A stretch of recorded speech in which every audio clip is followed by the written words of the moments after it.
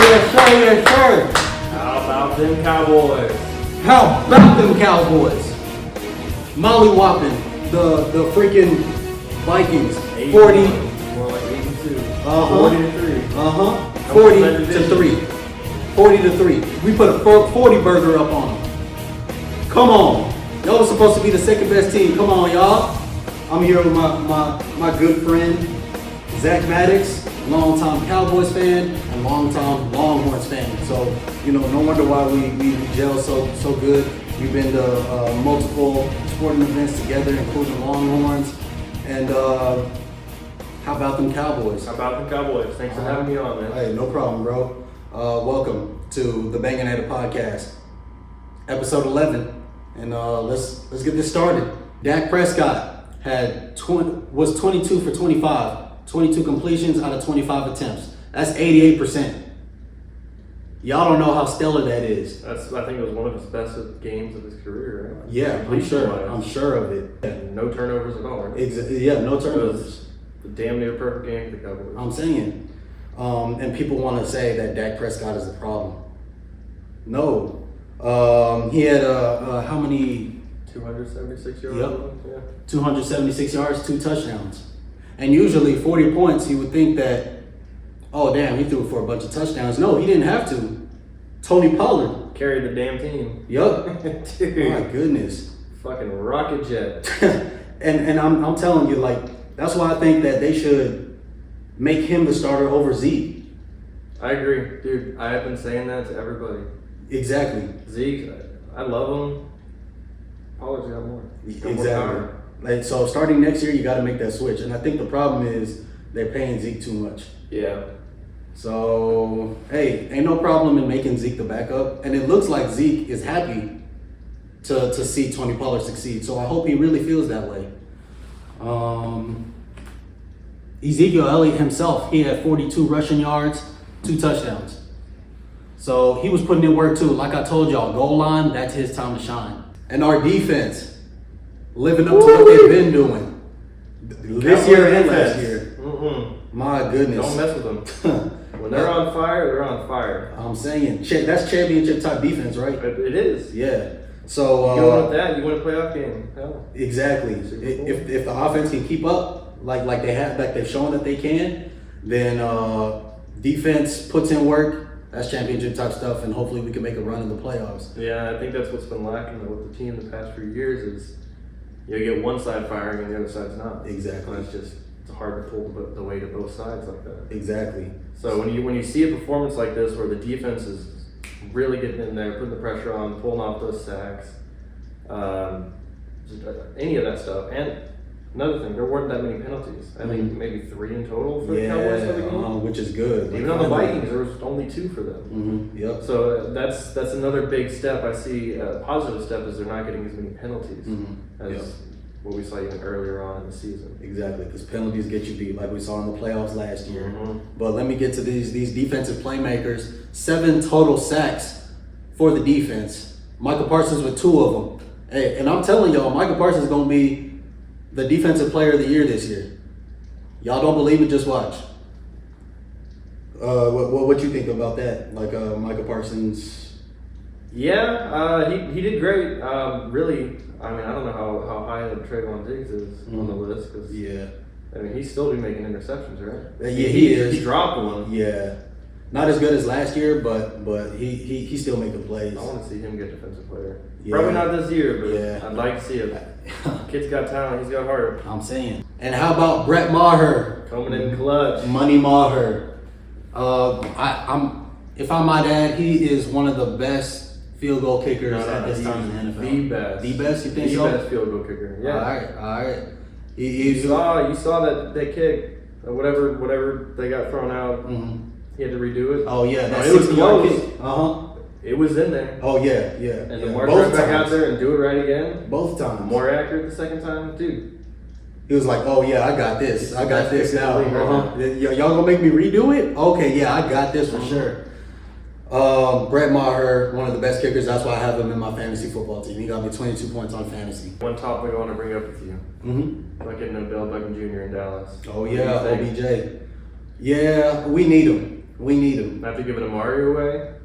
Yeah, because you've seen other teams in the past, even a little bit this season, like how the Eagles got Ndamukong Suh. Mm-hmm. Whenever you see that you're in position to make a playoff run and potentially go to the Super Bowl, you try to go all in. So you try to get players that you can along the way. And Jerry, I know you don't like paying people, but hey, this is the time to pay OBJ. Won the Super Bowl, we got to pay him. Uh-huh. I know there might be some concern with his injuries because he tore his ACL multiple times in the past few months. But I get that could be a concern. Mm-hmm. I'd give him a chance. Yeah. The caliber of a receiver he's been in the past few years, it's worth it. Yeah. We need it in our receiving core. Yep. Right? We can't have Pollard catching all the balls. We can't have CeeDee Lamb catching all the balls. Right? What if they get injured? Exactly. Who are you going to go to? We need some depth in our receiving core. Better depth, yeah. Mm-hmm. And NFL Network reporter Jane Slater, she's my trusted source for Cowboys insider information. So I'm always watching what she's reporting on, and she has had multiple interviews with Cowboys players in the locker room, and everybody is saying that they want him. They're ready. He's such a beloved player in the NFL. Ezekiel Elliott, Micah Parsons, even people like Cooper Rush tweeting at him and saying that they want him in Dallas. Now that brings an interesting point though. So what about Cooper Rush? What about him? Do you think he's coming back next year, or do you think another team's snagging him? That's tough. I think. Damn, that's tough.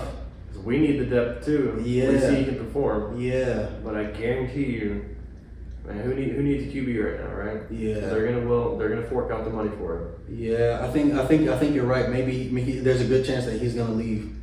There's a good chance that he's gonna leave. But if so, yeah, because Odell Beckham, you get that cap space, right? That's true. That's true. Right. It might not be a QB, but you can always get another QB. That's true. And by the way, last point on Odell Beckham, but he's narrowed down his top two places that he wants to go to, which is the New York Giants and the Dallas Cowboys. Now, I don't know why he would want to go back to the New York Giants. Yeah, good times. That's where you made the catch, but I seem to recall an interview where he said he'd like to go to a team that's not in cold weather. Exactly. And where's New York? All the way up here. Where's Dallas? All the way down here. Yep, where it feels good most of the time. And a closed stadium. Yep. Yeah. Perfect weather all the time. Yep. So it's making a strong case for him. Yeah. So that's what we think about OBJ. So OBJ, hey, come to Dallas. Come on, man. Now, a look ahead to the Giants that we play on Thanksgiving. Be thankful for that W we're gonna get. Oh yeah, for sure. Like I've been saying all week to other people, you can't put up a 40 burger on the second best team in the NFC and then drop and get an L against the Giants. Like, I know the Giants are overachieving, but you can. I don't want to undersell them because I mean they are. What are they, 7-3 now? That lost last week. Against the Lions. But even in that loss, they were producing yards, and it was over 300 yards passing. Yeah. But again, the key thing that flipped the game for the Lions is all the turnovers I got. I got 2 interceptions that allowed great field position. In the last few minutes of the game, there was a fumble that allowed the Lions to score one more time, just kind of close the deal, you know? Okay, yeah. So it's we have to play like we did last week. Yeah. Everything's going to be firing all cylinders, especially the defense. Because, exactly. If the Giants make those type of mistakes, our defense can capitalize on it. So, I think we both obviously think that the Giants are going to lose, the Cowboys are going to win and give us a great Thanksgiving. We're coming for the division. Yep. And now, it's time for our top 4 favorite plays from Week 11 in the NFL. In football terms. So on first down, my number 1 favorite thing from Week 11 was Tony freaking Pollard. Like I reiterated earlier, he should be the number 1 back for the Cowboys. He's shown that. Like I mentioned, 80 rushing yards, 109 receiving yards, 2 receiving touchdowns, making Dak Prescott look good. On second down, my second favorite thing from Week 11 in the NFL was Brett Maher's 60-yard field goal. Hey, I don't care if I'm repeating ish from earlier. That was my second favorite thing. 60-yard kick. Hey, we had nothing to lose at that point. He kicked it once, barely made it with room to spare, kicked it again after they reviewed the previous play, and made it better. Drove that thing in there. Twice in a row. I don't know many kickers that can do 60-yard back-to-back Yep. and make it. Yep. Probably Justin Tucker, that's it. It's crazy, man. Yeah. So like Zach said, best kicker in the NFL. Best kicker, right no now. doubt. Mm-hmm. My third favorite thing from week 11 in the NFL is running back Samaje Perine from the Cincinnati Bengals. He had 3 receiving touchdowns. Not 1, not 2, but 3 receiving touchdowns from Joe Burrow. Only reason I knew that was because Joe Burrow was my starting fantasy football quarterback. So, and part of the reason is because Joe Mixon got injured in the game. But, hey, Samaje Perine, hey, keep doing your thing. Take advantage of those opportunities while you're starting. All right, and our fourth favorite thing from week 11 has got to be that CD Lamb grab. Leaning out of bounds, 2 feet, tippy-toeing inbound. Dude, smooth with it. Toe tap. That's a perfect catch. Mm-hmm. It was great. Set up that 60-yard field goal. Mm-hmm. Living up to the 88 name so far. Yes, sir. Making it better. Mm-hmm. How about the Longhorns? All right. How about them Longhorns? Yup. Our Texas Longhorns got the dub against Big old Kansas. Yup. Jayhawks. And it's crazy because the Kansas Jayhawks started 5-0, and then all of a sudden I see that they were 6-4, the same record that we were. So we put a mollywop on them, 55-14.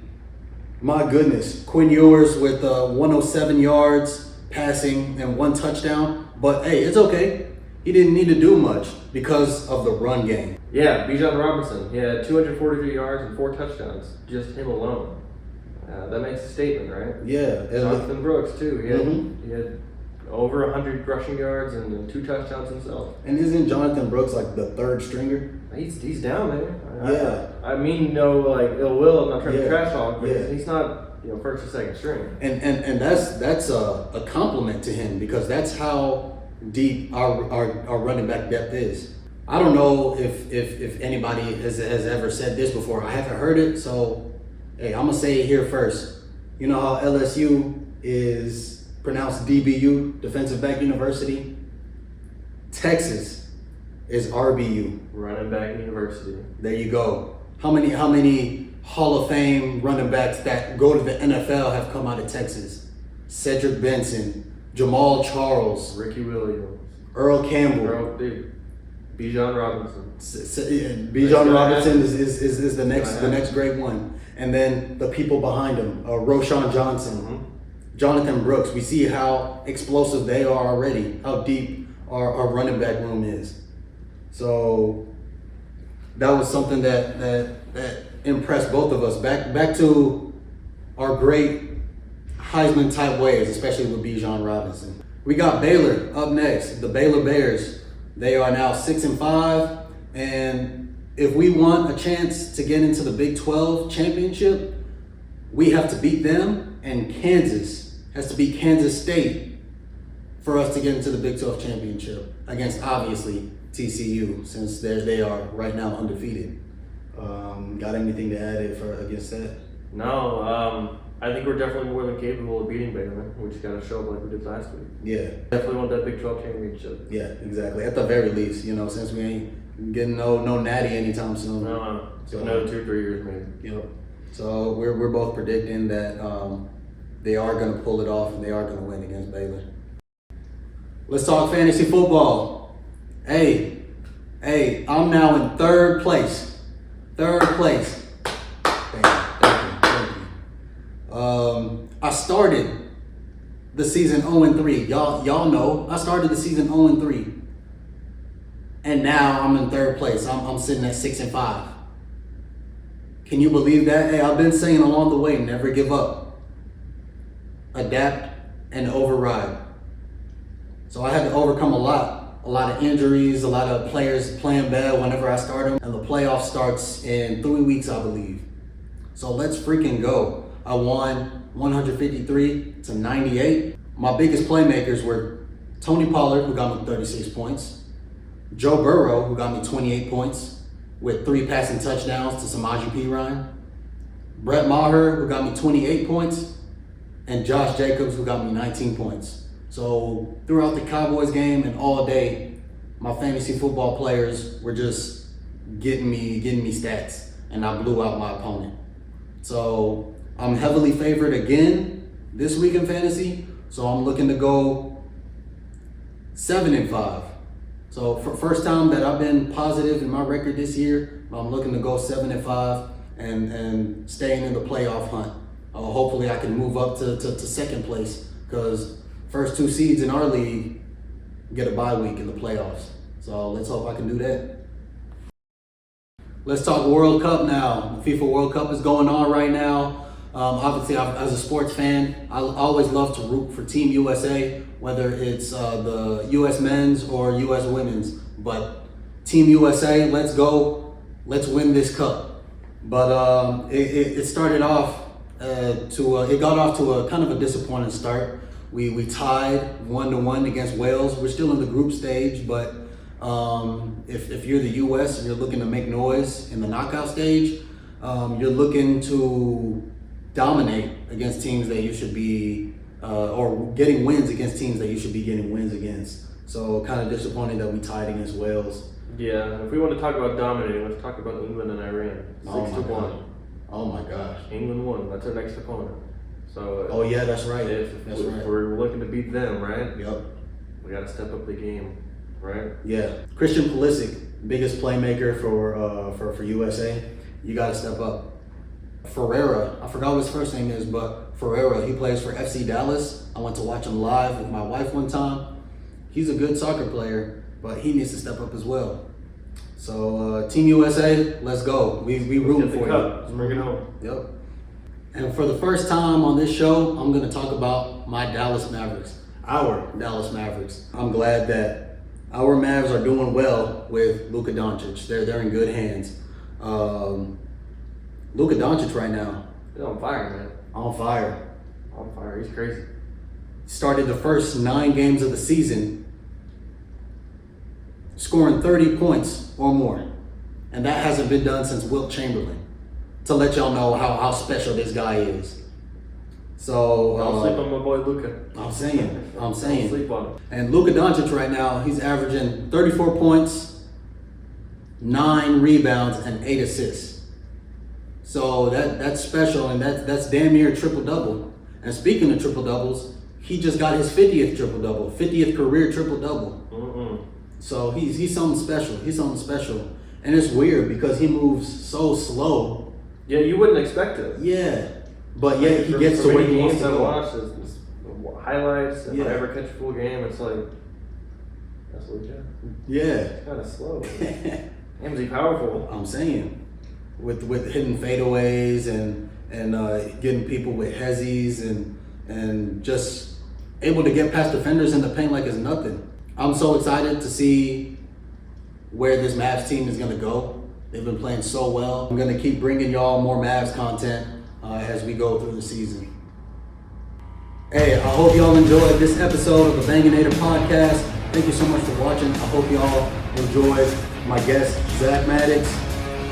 He's definitely knowledgeable. Y'all saw it. Keep liking and subscribing to my videos. And thank you for everybody who's been viewing them. Thank you for having me. It's been a blast. Hey, no problem, bro. No problem. Everyone, hit that subscribe button. Yes, sir. And don't forget, tune into the Cowboys game to watch the Cowboys mollywop the Giants. Down on the Giants. While we eat turkey and hot. Man. And happy Thanksgiving to all of y'all, everybody. Happy holiday. I welcome the Cowboys. The Banganator podcast is brought to you by Esley Banga, diehard fan of the Dallas Cowboys since 1997. How about them Cowboys?